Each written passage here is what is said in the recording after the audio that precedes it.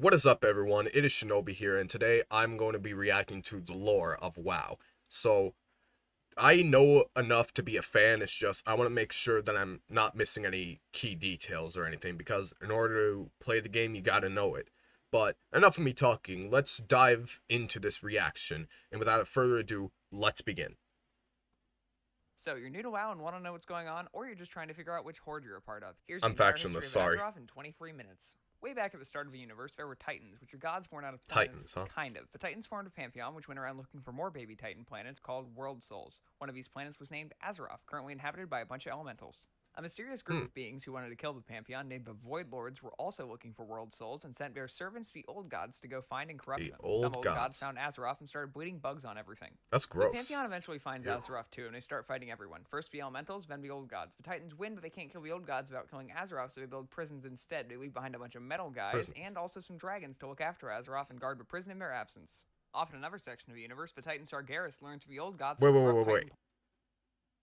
That's Sargeras? I thought Sargeras was a Draenei. Am I missing something? Anyways, maybe if I watch the video, I'll find out. Planets and decides the only reasonable solution is to kill all life in the universe. So he starts building a Oh, massive so he's army like called the Arthas. Burning Legion by corrupting inhabitants of Titan planets. The Pantheon isn't happy that all their planets are being corrupted, so they try to calm Sargeras down, telling him that the army is pointless because they found a world soul strong enough to defeat the Void Lords. Sargeras responds by killing the Pantheon and imprisoning their spirits, and sets out to find and destroy Azeroth, fearing what would happen if a Titan that powerful was corrupted. Unfortunately, Sargeras forgot to ask where Azeroth was first, so he has to start looking for it. Another powerful world soul is Argus, a planet inhabited by the Eridar, who are led by Archimonde, Kil'jaeden, and Velen. Sargeras wants to corrupt Argus and approaches the free rulers in disguise, offering them immense power with no strings attached. Archimonde and Kil'jaeden accept the power like suckers, and most of the Eridar get corrupted, but Velen realizes it's a trick and refuses.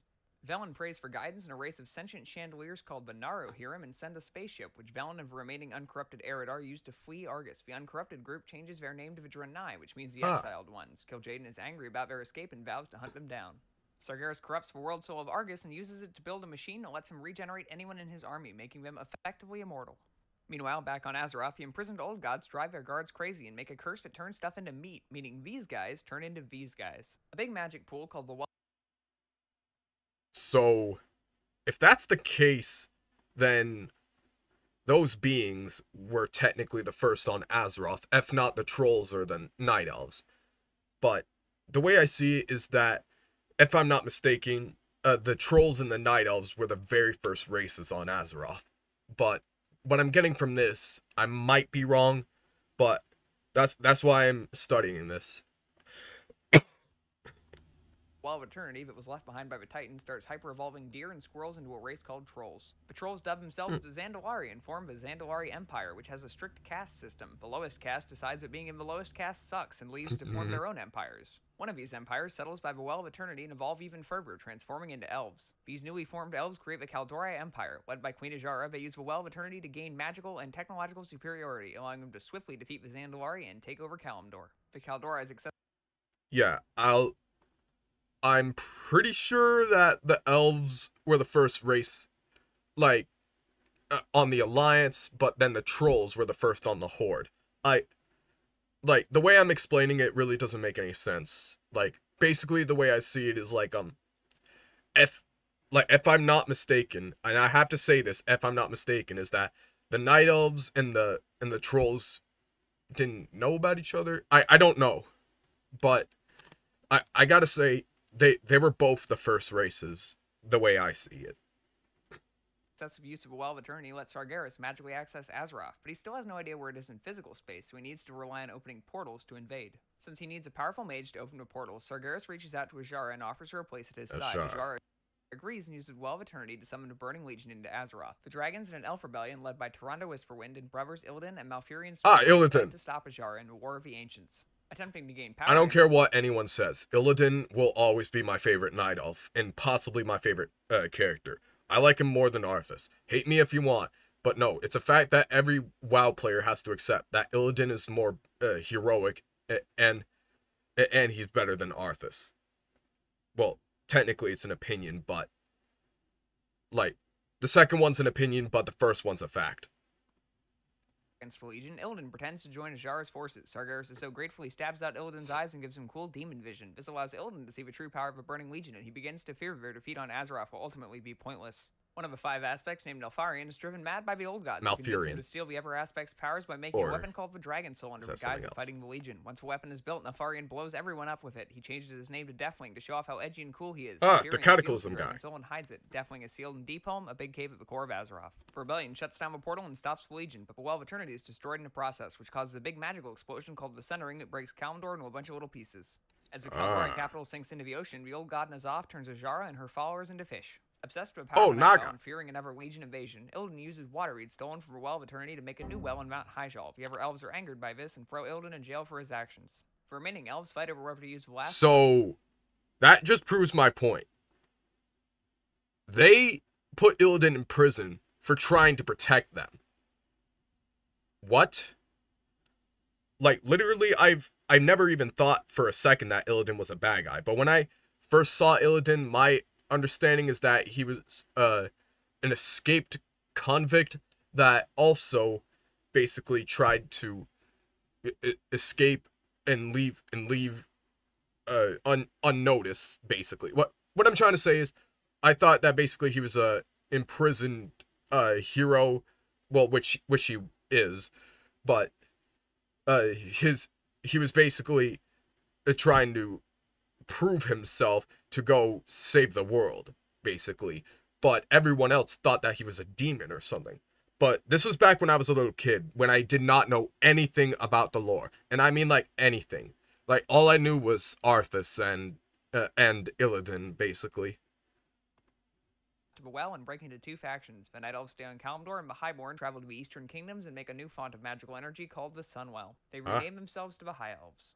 The children of some Vrykul and Northrend are being born mutated. These mutated children are ordered to be killed, but some are snuck to the Eastern Kingdoms instead. Here they form tribes and call themselves humans. One group of humans, called the Arathi tribe, begins to unite the other groups under one banner, forming the Kingdom of Arathor. Eventually, the Kingdom of Arathor grows so large that several of its biggest cities declare independence and break off into the kingdoms of Gilneas, Alterac, Dalaran, Kultiras, Stormwind, and Lordaeron. The High Elves ally themselves with humans to fight the trolls living in the Eastern Kingdoms, while the Night Elves and Dragons fight the Old God bugs and lock them in the Titan prison of Ahn'Qiraj. The High Elves teach the humans magic, and some of the humans start to accidentally summon demons and elementals. To protect against the threats created by humans having magic, the leaders of Dalaran decide to give one human a whole bunch more magic. This person is called the Guardian, and they pass their power on to the next person the council chooses when they retire. Have I met her before? Sargeras, who still has no idea where Azeroth is physically, is currently trying to open another portal to invade Faerûn, but opening an army-sized portal requires a lot of magic, so Sargeras can only open a small portal and send a less powerful mini-version of himself called an Avatar Faerûn. His avatar then proceeds to start eating dragons in order to gain more magic. But dragons aren't a fan of being eaten, so they ask the humans for help. Who is? Humans send the current Guardian, Aegwynn, who goes to North. I do gotta say, though, that kind of looks like, Illidan and Mal'Ganis. Il'Ganis. Friend and kills the Avatar, sealing its body in the tomb of Sargeras so it can't be resurrected. Unbeknownst to Aegwynn, a portion of Sargeras' soul powering the Avatar jumps into her when she kills it and proceeds to hide there. Aegwynn decides that someone else getting to choose who gets her powers is lame, so she goes into hiding. Remember Velen and those goats on the spaceship that were fleeing the Legion? They just crashed onto a peaceful planet called Draenor and made so friends Draenor with the orcs, is a their race of world. shaman who are happy to share their planet. Everyone is friendly, and these 2 races are sure to be lifelong pals. Back on Azeroth, the dwarves are living inside a mountain when their king dies, and suddenly everyone wants to be the new leader. The War of the Three Hammers breaks out, and the dwarves split into the Bronzebeard, Darkiron, and Wildhammer clans. The Bronzebeard win and take over Ironforge. Angry over losing the war, the Darkirons try to summon elementals to kill the other clans, but they do too good a job and accidentally summon Ragnaros, a fire lord. He traps the Darkiron dwarves inside a Blackrock mountain and forces them to act as his slaves. Aegwynn is still in hiding and just had a child named Medivh. Unbeknownst to her, fragments of Sargeras' soul jump into Medivh and hide inside him. In a stunning display of nepotism, Aegwynn gives her infant child the powers of a guardian. The human kingdom of Stormwind goes to war with the Gurubashi trolls. During a troll attack on Stormwind City, the now adult Medivh uses his powers as the guardian to obliterate the trolls and save the city. He's heralded as a hero and welcomed as the new guardian. Sargeras remains undiscovered inside of him. On Draenor, Kil'jaeden has tracked down Velen and the Draenei. He reaches out to an orc shaman named Gul'dan, offering him power if he helps turn the orcs against him. Gul'dan agrees to frame the Draenei for attacks on orc villages. The orcs respond by banding together to stop the Draenei. Gul'dan forms a cool new group called the Horde, and the secret ingredient is fell magic. He convinces the Horde to drink the blood of the demon Manaroth, which has the side effect of turning your skin green and also enslaving them to the Legion. He installs a bloodthirsty Black Hand as the puppet war chief. This new fell-crazed Horde slaughters the Draenei, who flee into the forest led by Velen. Under War Chief Blackhand, the Horde is reckless and destructive. Quickly, they eat all the food on Draenor and need a new place to live. Sargeras sees this as an opportunity to have his avatar freed from the tomb and tells Gul'dan about a lush planet the Horde can invade called Azeroth.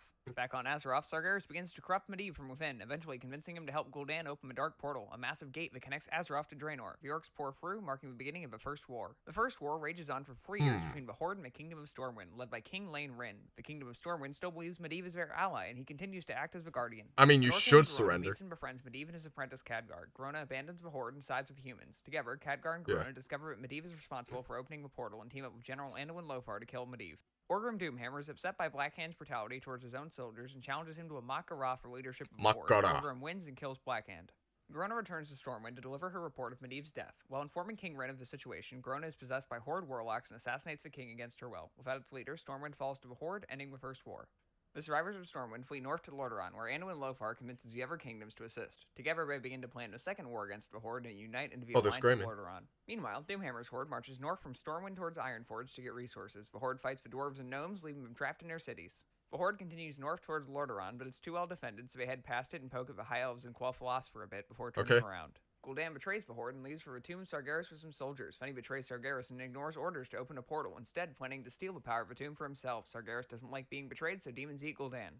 Orgrim Doomhammer is unaware of Gul'dan's desertion and begins a siege of Lordaeron. Originally successful, Doomhammer had been counting on Gul'dan's forces to bolster the assault. When he learns they have abandoned the Horde, he's forced to undergo an incredibly costly retreat to Blackrock Mountain. Unaware that Gul'dan is already dead, Doomhammer dispatches the sons of a former war chief Blackhand, Dalrend and Maim, along with a contingent of orcs to slay Gul'dan. So they chase them out of Azeroth. Besieged dwarves and gnomes, who pledge their service to the Alliance. The severely weakened Horde makes their final stand at Blackrock Mountain. Orgrim Doomhammer kills Anduin Lothar to break the human spirits, only for him to be replaced by the paladin Turalyon, who captures Doomhammer and rallies the Alliance into pushing the Horde back through the dark portal. Khadgar deactivates the portal, closing the gateway between Azeroth and Draenor and ending the Second War. Rend, Maim, and their contingent of orcs arrives at Blackrock Mountain after the Alliance departs and occupy the fortress for themselves. Fortifying the keep from attackers, they create the cool new Dark Horde, and the secret ingredient is dragons.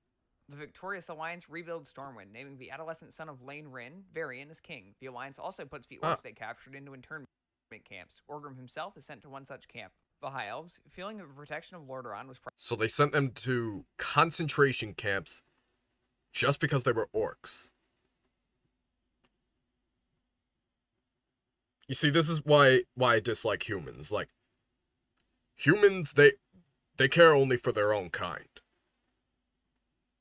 Prioritized over their capital, Quel'Thalas, leave the Alliance. Back on Draenor, of course, screw the Alliance. Himself leading the remnants of the Horde on a still dying world. He plans to open portals to other planets to plunder their resources because it worked so well last time. But to do this, he needs to steal magical artifacts from Azeroth. So he reopens the dark portal. Great work, Khadgar, and sends a small group of soldiers through to retrieve the artifacts. They succeed, but the Alliance decides to go on the offensive, electing to send a group of soldiers led by Turalyon, Khadgar, and some other people into the Illyria in order to end the Horde She's an elf. once and for all. Corrupted by the power of the artifacts, Ner'zhul opens a massive number of portals at once, tearing apart the fabric of Draenor and abandoning the Horde. The planet is destroyed and pulled into the twisting Never, forming a floating landmass called the Outlands. In order to save Azeroth from the might of the now stranded Horde, Khadgar collapses the dark portal, trapping himself and the Alliance expedition in the Outlands. Presumed dead, statues of the leaders of the expedition are erected in the newly rebuilt Stormwind. Angered by Ner'zhul's betrayal of the Horde, Kil'jaeden turns him into an evil hat and a sword called Frostworm that have the power to raise the dead. Then he drops him on Azeroth in order to weaken the human kingdoms in preparation for a he is the crown and the sword. A few demons called Dreadlords to help speed things along. In New Orcish internment camps, a young orc named Thrall befriends Doomhammer. Oh, that's Thrall! Together, they rally the orcs into rebellion and escape the camps. They build a cool new Horde, and the secret ingredient is friendship, but Orgrim is killed, naming Thrall the new war chief. Thrall leads the orcs to the lost continent of Kalimdor in order to escape the humans. During the voyage, they meet with the Darkspear trolls and Matoran, both of whom join the Horde. Ner'zhul, now called the Lich King, has had a few years to get ready, and he's starting to build a following. He needs powerful magic boys to open a big portal, so he recruits the wizard Kel'Thuzad, and together they make a plague that kills people and turns them into zombies. They release it into the northern cities of Lordaeron via infected grain, and the Third War begins.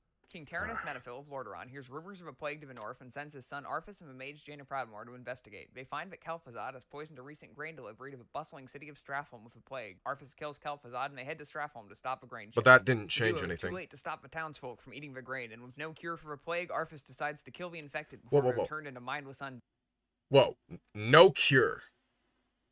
But Arthas is a paladin, so he could have tried to use the Holy Light, because Priest can bring the dead back, and so can Paladin in Warcraft 3. And they could also heal hurl curses, speak with spirits, I guess. But if you just kill these people right now, not only you're delivering them into death faster, but the blood of the innocent will be on your hands. So no, just... No. Dead. Jaina is aghast and abandons Arthas. Arthas purges the city and I would meets the too. Dreadlord Mal'Ganis, who taunts the prince, telling him to find him in Northrend. Arthas becomes obsessed with taking revenge on Mal'Ganis and follows him to Northrend. And that's all he discovering the cares sword about, Frostmourne revenge. Along the way, the sword consumes his soul, and Arthas is corrupted by the will of the Lich King, becoming an undead soldier called a Death Knight. Now minion of the Lich King, Arthas returns to Lordaeron and murders his father, King Big Baron, and his Menethil, while his forces destroy the city. The Lich King still needs Kel'Thuzad to summon Archimon, so he orders Arthas to stuff the dead wizard chunks in a jar. In order to raise Kel'Thuzad as a lich, Arthas needs the power of the Sunwell, so he marches his forces north to Kel'Thalas. Yeah. Along the way, he captures the Ranger General of Silvermoon, Sylvanas Windrunner, who he kills and raises as a banshee. The Scourge storms Silvermoon and slaughter the High Elves, raising Kel'Thuzad as a lich and corrupting the Sunwell. She didn't deserve that. With Kel'Thuzad resurrected, the Scourge returns south to raid the city of Dalaran for a magic book. Once they have it, Kel'Thuzad summons Archimon, who builds a sand castle and punches it, which destroys Dalaran. Remember that second Well of Eternity Illidan made in Hyjal? Archimon needs... Wait, whoa. Hold on. Remember that second Well of Eternity, Illidan... Illidan is not an idiot. Arthas is. Illidan tried to stop the Legion. How can we pin this on Illidan?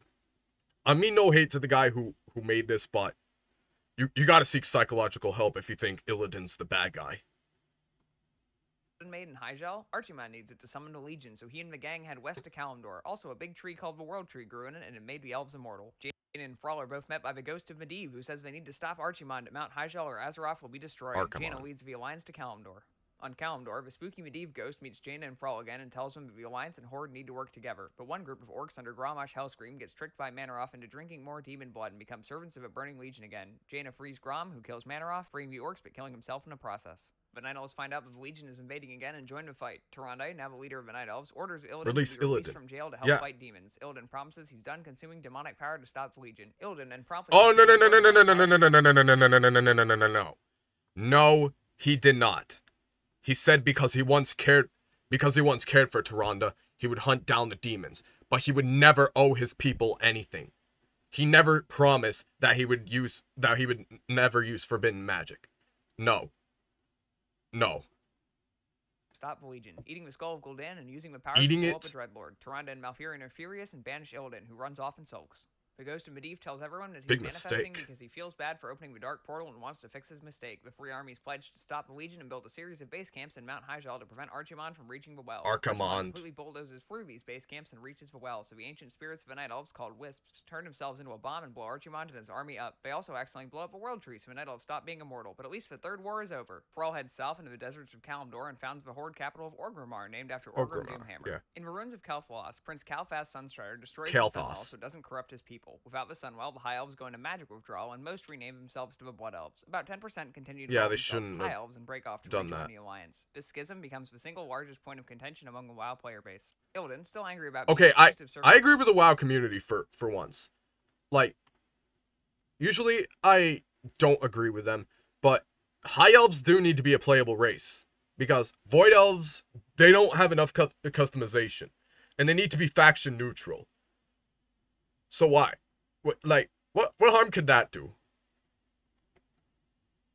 Schism becomes the single largest point of contention among the WoW player base. Illidan, still angry about being accused of serving demons, agrees to serve Kil'jaeden by hunting down and killing the Lich King, who's gone rogue. He teams up with some Naga and Prince Kal'Thas and casts a spell which severely injures the Lich King. Ner'zhul the Hat realizes that unless someone puts him on, he will die from his injuries, so he recalls Arthas to Northrend. The Alliance rallies under Grand Marshal Garithos to push the undead out of the ruins of the Kingdom of Lordaeron, now called just the humans. The Lich King being weakened, Sylvanas breaks free from his control and works alongside them to retake the capital city. However, once the Scourge is defeated, she turns on her living allies and slays them. Claiming Lordaeron for herself, she unites the undead. Well, yeah, but Garithos, if he kept his mouth shut, maybe he could have lived a little longer. But he said, "There, your business is done. Now I want you wretched animals out of my city before I..." And then Sylvanas said, "Kill him too."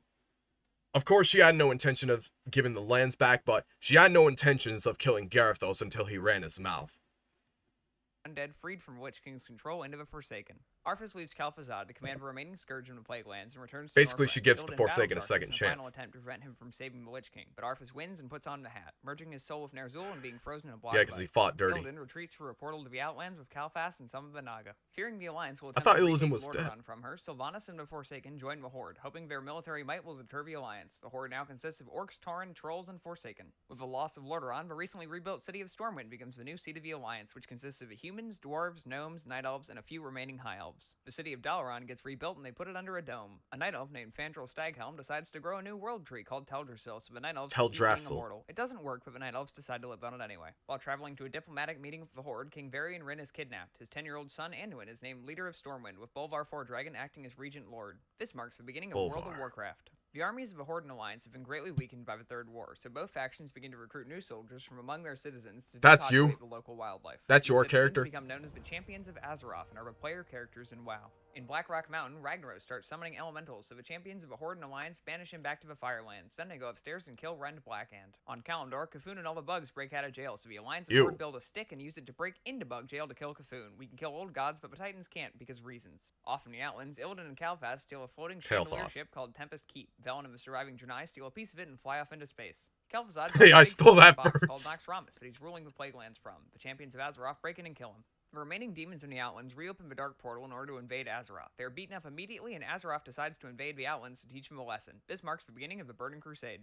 Calfas discovers that Fel energy is a substitute for Sunwell and joins the Legion. Blood Elves start doing Fel magic and their eyes turn green. Some are upset about this and join the Horde. The rest continue to follow Calfas. The Draenei crash land on Azeroth and join the Alliance because it's the side that doesn't have orcs. The Alliance find Khadgar, Círdan, and Trollbane alive and operating in the Outlands. Illyria Windrunner and General Turalyon are still missing. Thrall meets Garrosh Hellscream, the son who Grommash Hellscream left behind on Draenor. The two become friends and Garrosh joins the Horde. The champions of Azeroth beat up Illidan and send him to jail. Then we beat up Calfas and he gets they killed him, didn't they? Calfas gets resurrected with Fel magic and decides to use the Sunwell to summon Kil'jaeden to Azeroth. The Alliance and Horde lay siege to the Sunwell, killing Calfas again and stopping Kil'jaeden before so Calfas was Velen purifies consumed. the Sunwell by throwing a dead chandelier into it so Blood Elves don't die of withdrawal. This marks the end of a Burning Crusade. In Northrend, Malygos gets mad about how much magic people are using and decides no more magic for anyone. He begins to slurp up all the magic on Azeroth, which angers Vakir and Tor of Dalaran, since without magic, wizards are just frail nerds. They teleport Dalaran to the skies above Northrend and team up with the other dragon aspects in order to fight Malygos. Varian Wrynn is rescued and returns to Stormwind to take his place as High King of the Alliance. The new and improved Lich King Arthas wakes up and decides to conquer Azeroth. He sends infected grain to the capital cities of the Alliance and Horde, which kills some citizens, but mostly just angers the two factions, who team up and send an expedition to Northrend to stop the Lich King. They're joined by the Argent Crusade, a group of paladins devoted to stopping the undead. Some of Arthas' Death Knights rebel and join the Alliance and Horde. The King resurrects Kel'Thuzad again and moves Naxxramas to Northrend in order to fight the Argent Crusade. Kel'Thuzad is killed almost immediately. Also, the dragons come out and he stops eating all the magic, and another dragon named Klekos replaces him as the aspect. Some of the Forsaken betray everyone and release a plague on a bunch of Alliance and Horde soldiers, including Bolvar Fordragon. Alexstrasza tries to save him by setting him on fire, with questionable results. Yogg-Saron wakes up inside of Ulduar, so the champions of Azeroth kill him before he drives everyone insane. The Argent Crusade hosts a big joust to decide who gets to kill the Lich King. The winners get to storm Icecrown Citadel. It's discovered that the charred but still alive Bolvar is being held by Arthas. Wouldn't it just make sense for all of them to stop the this? best jousters in Azeroth march on Icecrown Citadel and kill the Lich King, shattering Frostmourne in the process. The spirit of King Tyrannus Menethil is released from Frostmourne and tells Tyrion that someone needs to put on the evil hat or the undead will start killing everyone. The walking charcoal that is true. Bolvar calls dibs and becomes the new Lich King, getting frozen in a block of ice. The War of the Lich King ends. Remember Deathwing? The old gods have been until now. For 10,000 years, so he's even crazier than before, and he just 10,000. the wrong side of So a he bed was and in broke prison out a just like blowing up Illidan. a lot of Azeroth in the process. Now everything is on fire, and Fantasy Utah got flooded. The King of the Dwarves, Magni Bronzebeard, tries to research how to stop Deathwing from blowing up Azeroth, and accidentally turns himself into a giant diamond. Now Ironforge, the king and the free dwarf clans fight over who should lead. They wind up deciding to just make a council. Gilneas gets overrun by a furry convention, and the Forsaken invade and try to plague them. The Alliance shows up to help, but Sylvanas destroys Gilneas. The Forsaken. Anyway. Wolves want revenge, so they rejoin. The Forsaken, though, I'm pretty sure the Forsaken had a different intention. They wanted to declare war on the king, but I'm pretty sure that most of the city's damage was the cataclysm. But yeah, let's face it, King Greymane, he was a backstabber. Like he didn't let his people in or out, and if you were outside, you like when you needed their help, they would just leave you there. So that's another reason why Sylvanas didn't do much wrong. Join the Alliance. A bunch of goblins that live on an island almost die in a storm, but Thrall saves them, so they join the Horde. Thrall! The aspects team up to stop Deathwing. They can't form Captain Planet without the aspect of Naps, so they recruit rocks. Thrall because he's good at talking. Rocks! This means Thrall has to retire from the Horde, so he appoints Garrosh as the new war chief. Deathwing decides he isn't That burning was a fast mistake. enough, so he summons Ragnaros, who has legs now. The druids storm into the Firelands to keep Ragnaros from burning down their trees and kill him for real this time. The Aspects realize they can't stop Deathwing without using the Dragon Soul, so Nosdormu goes back in time and steals it. Then Thrall blows him up. Using the Dragon Soul to blow up Deathwing used up all the Dragon Aspects' power, so they aren't as powerful anymore. The Cataclysm ends. Garrosh likes war, so he decides to start one by blowing up the Alliance city of Faramore. Jaina goes crazy and most of her hair turns white. Anduin is on a boat but gets chased by the Horde and crash lands on an uncharted island called Pandaria, a mystical land inhabited by talking pandas. The Pandaren tell the Alliance and Horde they need to stop fighting or wake up the angry old god spirit that haunts their land. Two factions proceed to fight even harder, and the old gods start corrupting everything. Anduin asks Garrosh to help him save Pandaria. Garrosh responds by dropping a bell on him. Some of the Horde leaders get upset with Garrosh for declaring war on literally everything, so Garrosh declares war on them and forms a cool new Horde, and the secret ingredient is racism. It's not the true Horde. Hey, wait, what did that sign say? New Horde, and the secret ingredient is orcs only. Seriously, dude, if it wasn't for the trolls, the trolls, the Tauren, the Pondarin, the ogres, like, if it wasn't for the other orcish horde, like trolls, Tauren, goblins, and stuff, you get what I mean. The horde wouldn't have even been established. Racism. The rest of the Horde splits off under the troll Vol'jin. Garrosh sees how powerful the old god spirits are and decides he wants to eat one. He starts researching how and learns that the heart of an old god is buried in I wish I could read. Mountain. He digs up the heart frozen in a lake, corrupting all of Pandaria.